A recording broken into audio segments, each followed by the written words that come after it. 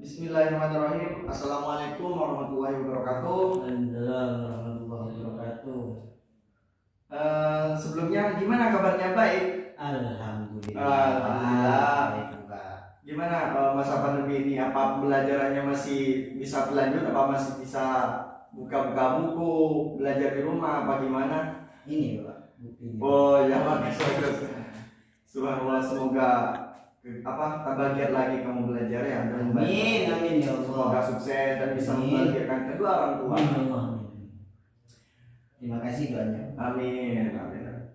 Oke, sebelum kita menuju ke pelajaran sejarah kebudayaan Islam ini, mari kita membaca doa belajar bersama-sama. Bismillahirrahmanirrahim. Alhamdulillahi rabba bil islami dina wa bi muhammadin nabiyya wa rasula. Rabbi zidna ilma warzuqna fahma, amin ya rabbal alamin. Semoga pembelajaran ini semoga berkah dan bermanfaat bagi kita semua. Kan belum selesai Pak. Kok udah mau berkah? Iya. Ya kan, kalau kita melakukan pembelajaran ini semoga berkah. Ya Pak. Baik, kita langsung menuju ya ke pelajaran selanjutnya, yaitu perkembangan Islam di Indonesia. Nah, dalam perkembangan ini ada 4 langkah yang melakukan perkembangan Islam di Indonesia ini. Yang pertama, situasi dan kondisi pra-Islam atau sebelum masuknya Islam di Indonesia. Dan yang kedua, yaitu jalur masuk Islam ke Indonesia. Nah, di sini ada 4 teori. Dan yang ketiga, strategi dakwah.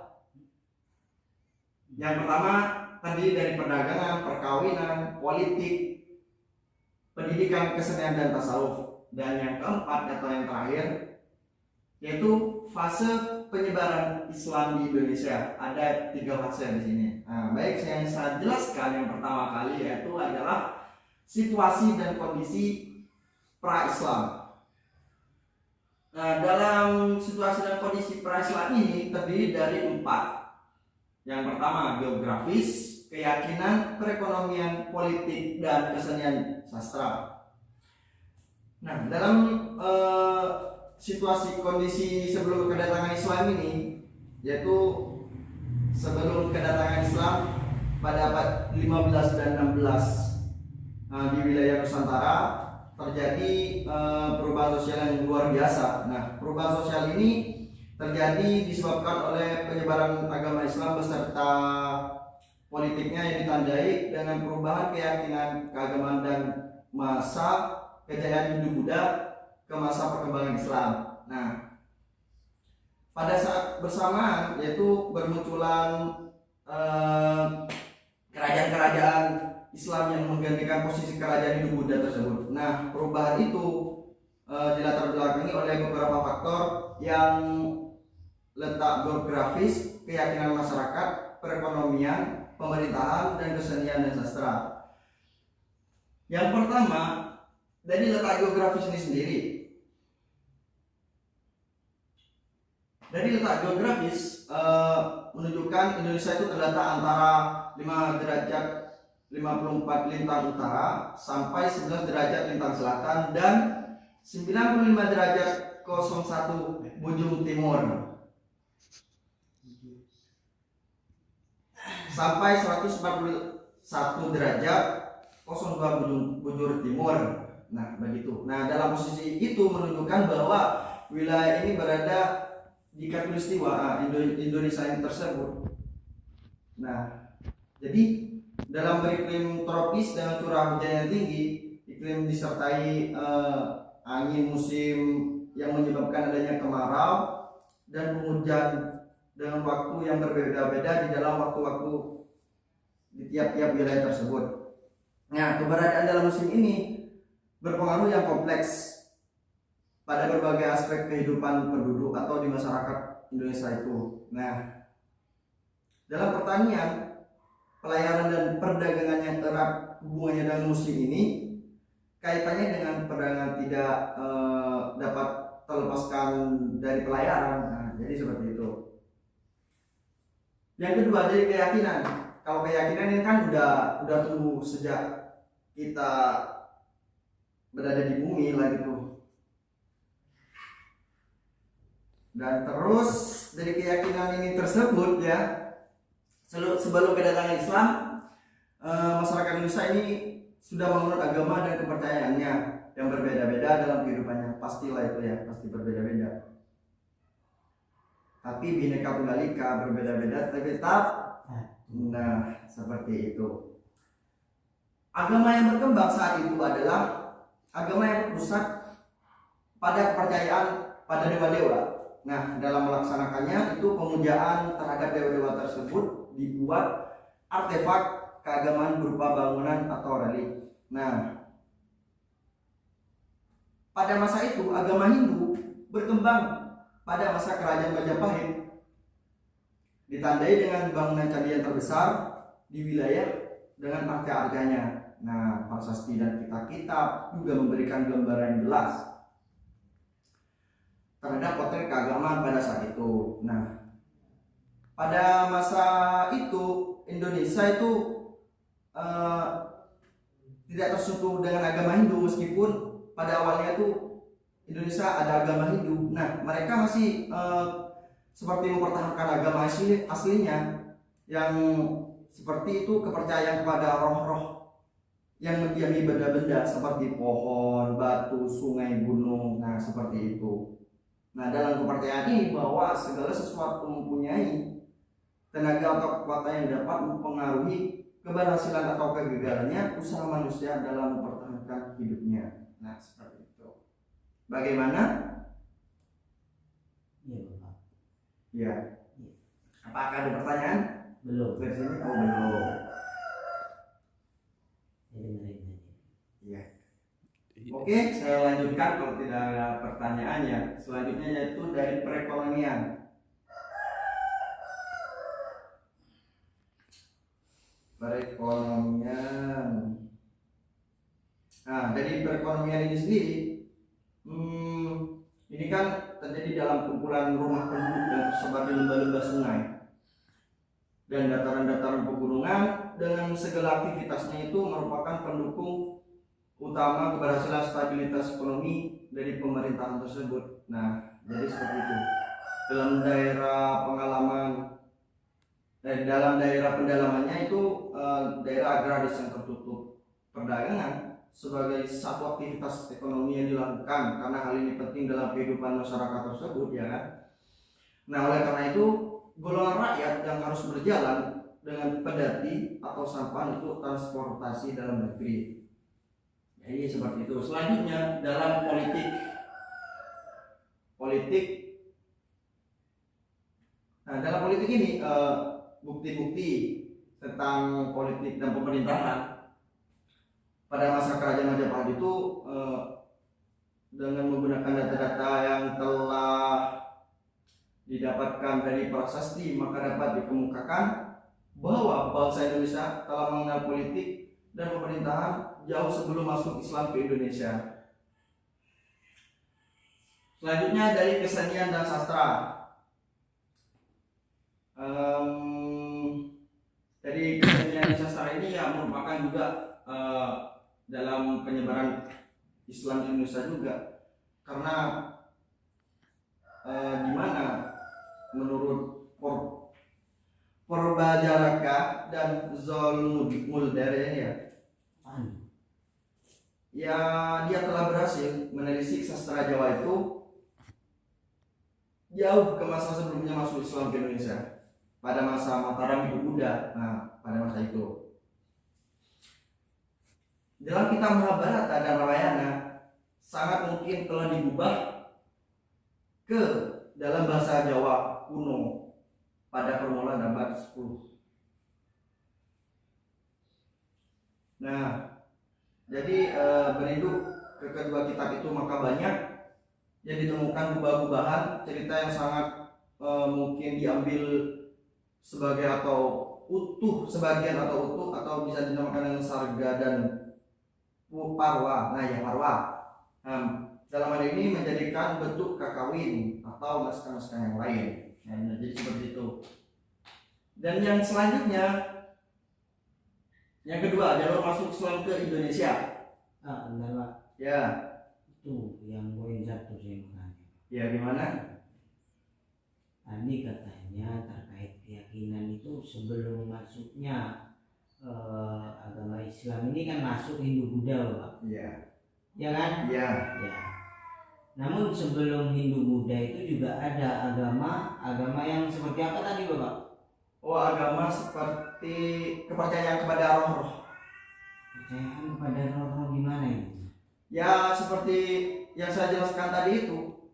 Sebelum adanya meskipun adanya agama Hindu Buddha di Indonesia, jadi masyarakat tersebut atau wilayah Indonesia itu tersebut masih masih seperti mempertahankan agama aslinya, yaitu dengan kepercayaan kepada roh-roh.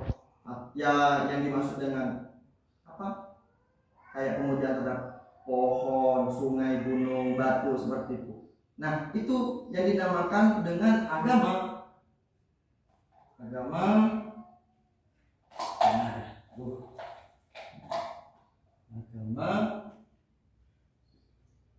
animisme.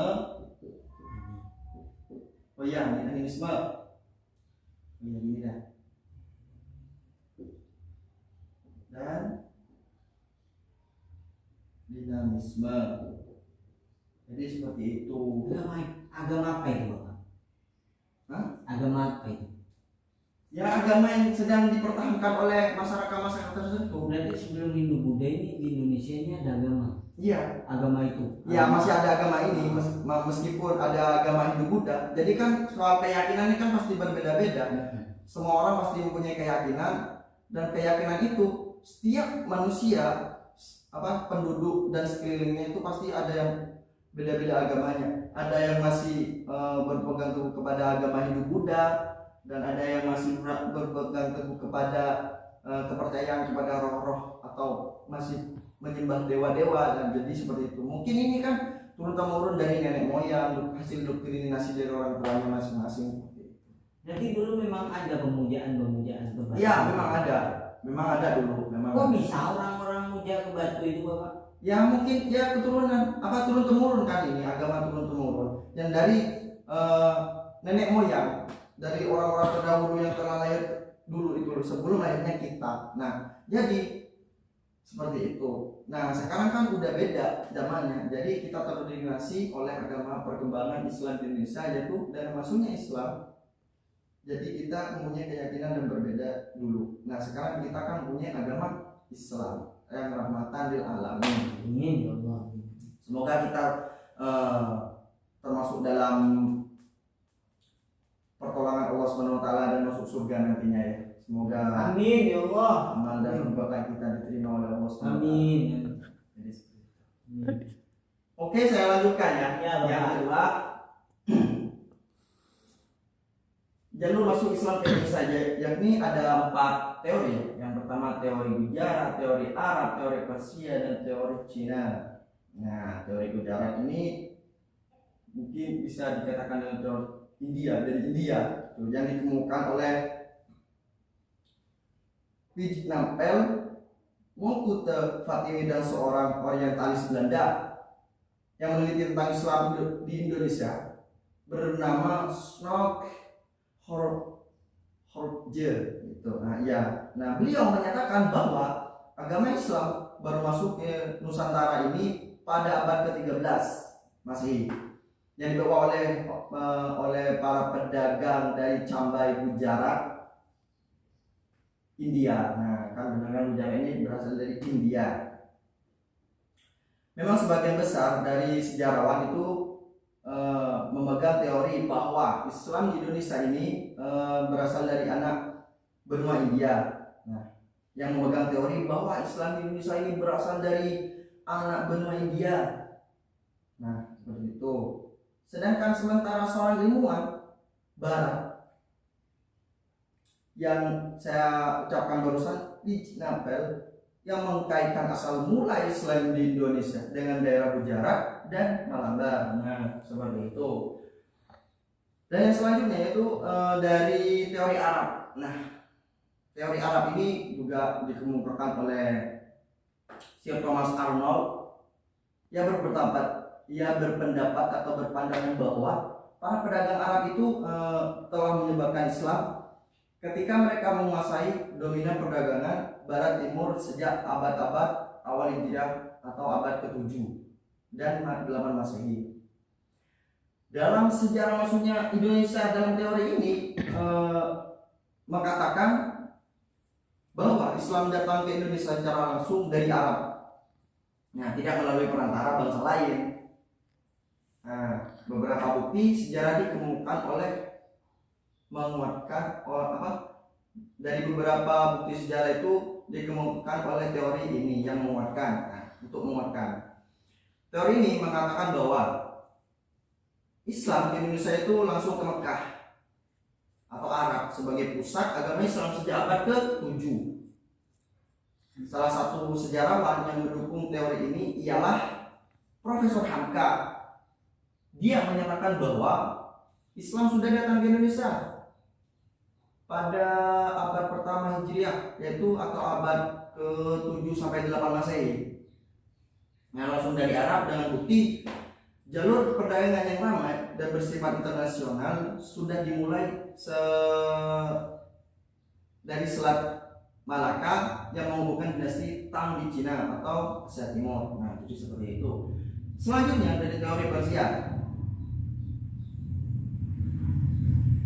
Jadi teori Persia ini ada 4 bukti-bukti. Yang pertama, adanya peringatan 10 Muharram atau Asyura yang katanya orang-orang sekarang itu, atau meninggalnya Husain cucu Orang aneh berarti. Sora. Ya, Sora. Katanya orang Madura itu bulan Sora. Bulan Sora, ya gitu. Bulan Sora. Mandi geres katanya. Nah, ya bisa seperti itu. Nah, itu yang dimaksud apa? Yang meninggalnya Husain cucu dari Nabi Muhammad SAW di Karbala, yang sangat dijunjung oleh kaum muslimin Syiah di Iran atau Persia. Nah, di Sumatera Barat peringatan tersebut disebut upacara keranda tabut, yaitu mengarah keranda yang di atas namakan keranda Husain dan disebut keranda tabut untuk dilempar di sungai. Nah, seperti itu. Jadi kan ini termasuk dalam soal keyakinan juga. Kenapa kerandanya dilempar ke sungai? Ya mungkin dari kepercayaannya mereka, gitu loh. Kan kepercayaan masyarakat pada saat itu kan masih beda-beda gitu loh. Ada yang ini kan di dalam wilayah masing-masing. Ini kan di Sumatera Barat. Kalau sedangkan di sini ketika kita memperingati Hari Muharram itu kan seperti mengaji istighosah. Nah, seperti itu kan. Oh, kalau sekarang istighosah. Ya, ada yang istighosah bermacam-macam lah gitu. Kalau dulu itu Ya, kalau lempar keranda itu. nah, Keranda mayit itu. ya mungkin keranda mayit, karena itu kan tempat kita membawa kita kepada tempat kedamaian gitu, tempat terakhir, kamar terakhir gitu. Seperti itu. Mungkin yang dilempar seperti itu memperingati gitu. Ya mungkin beda-beda lah, nggak apa-apa. Soal soal perbedaannya lumrah lah. Kalau nggak ada perbedaan, bagaimana kita melihat persatuan? Iya. Oh iya. Yang diperbolehkan. Ya. Nah, yang kedua adanya kesamaan konsep ajaran Sufisme yang dianut Syekh Siti Jenar dengan Al-Hallaj, seorang sufi besar dari Persia. Yang C atau yang ketiga, penggunaan istilah bahasa Iran dari Persia dalam sistem mengeja huruf Arab untuk tanda-tanda bunyi harokat. Contoh jabar, fathah, jar, kasrah, dan dhammah. Ya wis, ya Pak, ya. Kadang kan orang-orang beda-beda, ada yang Madura, ada yang bahasa itu logat-logatnya itu gimana gitu loh, nggak sesuai dengan bahasa Indonesia. Ya nggak apa-apa lah, lucu katanya. Dan keempat yang terakhir adanya persamaan batu nisan Maulana Malik Ibrahim dari tahun 1419 Masehi di Gresik, dan Malik Al-Saleh 1297 Masehi di Pasai, yang berasal dari Gujarat. Nah, seperti itu. Dan selanjutnya teori Cina. Teori ini menyatakan bahwa Islam itu ke Indonesia, Jawa dan Sumatera berasal dari para perantau Cina. Menurut teori ini, orang Cina telah berhubungan dengan masyarakat Indonesia jauh sebelum Islam dikenal di Indonesia. Nah, pada masa itu, pada masa Hindu Buddha, etnis Cina atau Tiongkok telah berbaur dengan penduduk Indonesia. Nah, terutama melalui kontak dagang. Bahkan ajaran Islam telah sampai di Cina pada abad ke-7 Masehi. Nah, pada masa itu agama ini baru berkembang. Tadi seperti itu. Nah, selanjutnya yang ketiga, strategi dakwah. Nah, strategi dakwah ini ada beberapa macam, yaitu dari perdagangan, perkawinan, politik, pendidikan, kesenian, dan tasawuf. Jadi kan ketika dakwah atau menyebarkan suatu tujuan itu harus mempunyai strategi, ya entah dari perdagangan itu tersebut atau dari perkawinan atau dari politik, pendidikan, semuanya bisa asal tujuannya itu tetap tercapai gitu. Dari perdagangan ini sendiri yaitu strategi dalam penyebaran agama Islam melalui media perdagangan yang merupakan awal proses Islamisasi di Indonesia, yaitu pada abad ke-7 Masehi hingga abad ke-16 Masehi. Nah, bangsa Indonesia kedatangan para pedagang Islam dari Arab, Persia, dan India, ada 3. Nah, itu. Mereka melakukan kegiatan perdagangan di Indonesia dan menjalin hubungan atau silaturahmi dagang antara masyarakat Indonesia. Nah, penyebaran agama Islam ini melalui perdagangan selain lebih menguntungkan juga sangat efektif dan selain atau sesuai dengan karakter masyarakat wilayah pesisir. Jadi seperti itu. Jadi menyesuaikan agar apa? Agar aman, agar baik-baik saja ketika melakukan penyebaran seperti itu. Selanjutnya dari perkawinan.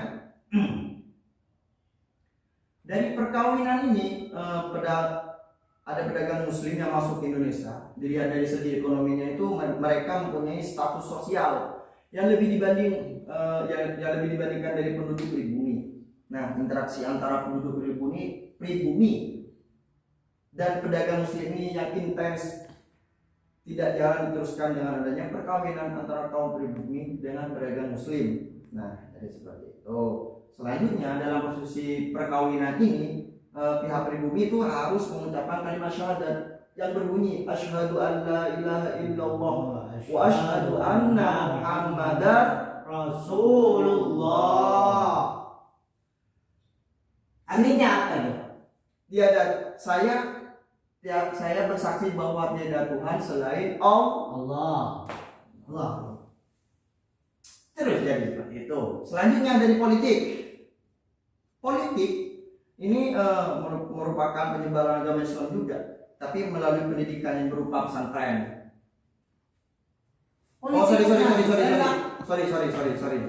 Sorry. Ini soal pendidikan. Jadi saya terlalu fokus dengan pendidikannya. Jadi kan yang saya sebutkan urusan politik dari politik gitu.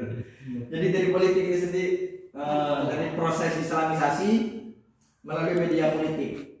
Ini juga merupakan strategi dakwah yang dilakukan secara bertahap, secara berkesinambungan antara penguasa dan pemerintahan. Setelah penguasa atau rajanya masuk Islam, hampir pasti rakyatnya itu juga masuk Islam. Yaitu contoh di Maluku dan di Sulawesi. Dan selanjutnya pendidikan. Nah, dari pendidikan ini juga merupakan penyebaran agama Islam yang berupa di pesantren. Ya kan, sekarang kan banyak sekali pesantren menjadi media yang efektif dalam proses Islamisasi di Indonesia, karena hal ini sangat efektif sekali, sangat cocok gitu. Iya, karena dalam pesantren ini kan diajarkan dengan kitab-kitab Al-Quran, hadis, dan di dalamnya itu, di dalam kitab-kitabnya terdiri dari agama Islam dan menguatkan agama Islam, dan di sana terjadi dalam doktrinisasi terhadap santri-santrinya, santriwan atau santriwati. Nah, dari sana dari sana guru itu memahamkan santri-santrinya dengan agama Islam itu seperti apa, penyebaran itu seperti apa, dan dahulu itu seperti apa gitu. Nah, jadi seperti itu tentang pendidikan. Yang selanjutnya itu dengan kesenian. Kesenian ini juga dalam proses islamisasi juga melalui kesenian. Hadroh. Ya, hadroh. Yang kadang kesenian juga tari, gitu. Tari apa itu, Pak? Ya, tari bebas lah. Nah, yang termasuk dalam Islam juga gitu. Ada tari sufi yang gitu juga keliling. Tapi kalau kita nggak bisa, malah bingung nanti. Ada yang tari sufi, tarinya beda-beda gitu loh. Tapi juga termasuk dalam Kesenian Toriko Maulariyah itu kalau versinya siapa itu, Pak? Sayyidina Umar. Ya. Nah, jadi kesenian ini juga paling terkenal soalnya. Dan mengadakan pertunjukan. Nah, jadi seperti itu. Yang selanjutnya tasawuf. Nah, tasawuf ini banyak hal yang diketahui mengapa agama Islam itu berkembang pesat. Yang pertama, agama Islam itu bersifat terbuka, jadi gak ada tutup-tutupan, frontal. Nah, frontal terbuka. Terbuka aja dah, gak apa-apa dah. Yang B, penyebaran agama Islam dilakukan dengan secara damai, over peace katanya Inggrisnya. Peace ini. Iya. Islam tidak mengenal diskriminasi dan tidak membedakan kedudukan seseorang dalam masyarakat. Masyarakat, Pak. Iya. Bukan masyarakat. Ya nggak apa itu terlalu makhrajul hurufnya itu. Iya, Bapak. Perayaan-perayaannya dalam agama Islam dilakukan dengan sederhana.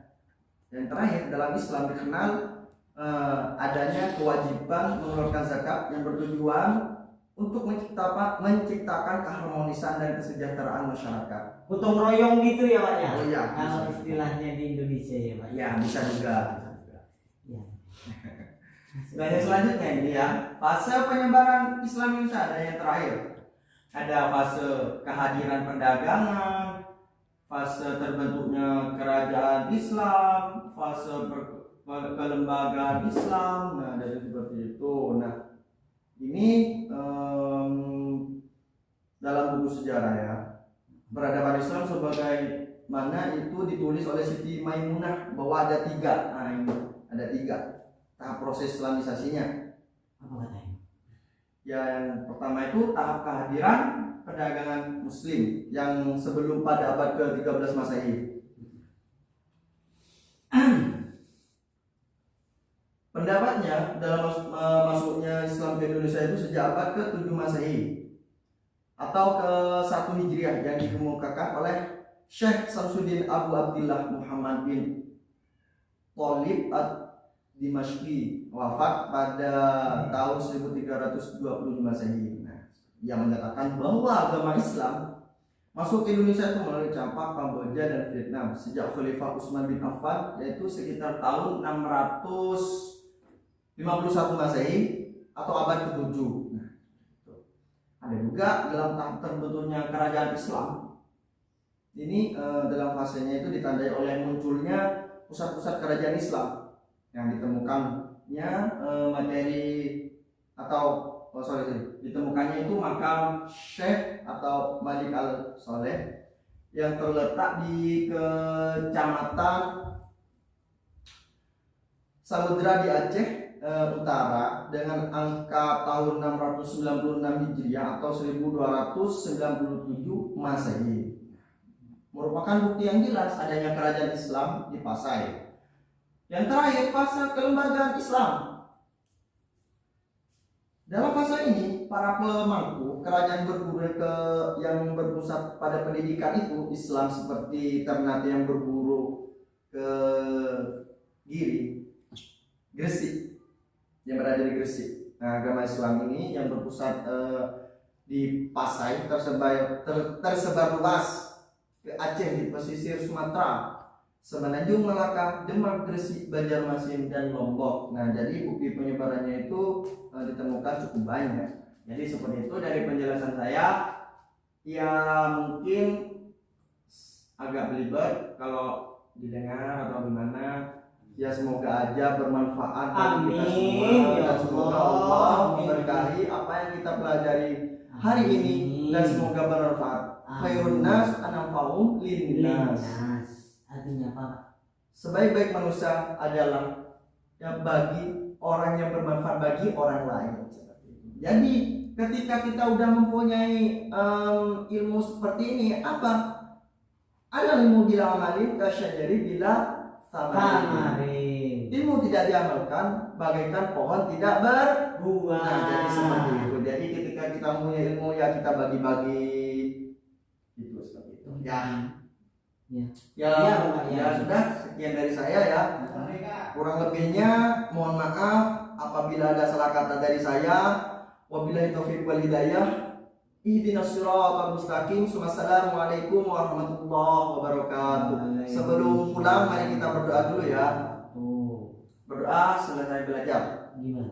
Bismillahirrahmanirrahim. Allahumma fa'na bima 'allamtana wa 'allimna ilman la yanfa'una warzuqna ilman